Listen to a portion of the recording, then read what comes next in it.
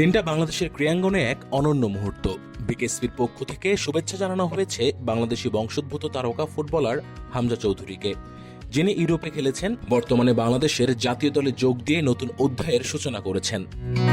AAB এর সবার পক্ষ থেকে মোহাম্মদ ইমতিয়াজ করিম শুভ, অ্যালামনাই অ্যাসোসিয়েশন অফ বিকেএসপির সভাপতি এবং একই সংগঠনের সহসভাপতি হাসান আল মামুন, যিনি দীর্ঘদিন ধরে জাতীয় ফুটবল দলের সহকারী কোচের দায়িত্ব পালন করে আসছেন, দুজনেই হামজা চৌধুরীকে ধন্যবাদ ও শুভেচ্ছা জানিয়েছেন। হামজার মতো খেলোয়াড়রা শুধু মাঠেই নয়, অনুপ্রেরণা যোগাচ্ছেন হাজারো তরুণ ফুটবলারকে।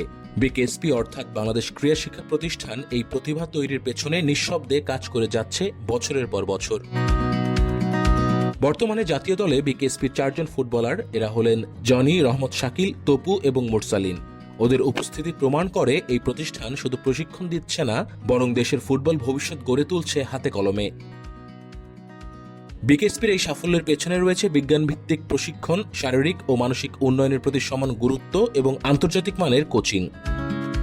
মঙ্গলবার বাংলাদেশ লড়বে সিঙ্গাপুরের বিপক্ষে। জাতীয় দলের এই ম্যাচকে ঘিরে দেশ জুড়ে উত্তেজনা, আর এই দলের পেছনে বিকেএসপির অবদান আজ কারোই অজানা নয়। হামজা চৌধুরীর মতো ফুটবলারের আন্তর্জাতিক যাত্রা হোক কিংবা বিকেএসপি থেকে উঠে আসা নতুন প্রতিভা, সবকিছুই মিলে আজ বাংলাদেশ ফুটবল একটা নতুন সূর্যোদয় দেখতে পাচ্ছে। বাংলাদেশ ফুটবলের অগ্রযাত্রায় বিকেএসপি আছে, ছিল এবং থাকবে এক নির্ভরযোগ্য কারিগর হিসেবে। BKSP news.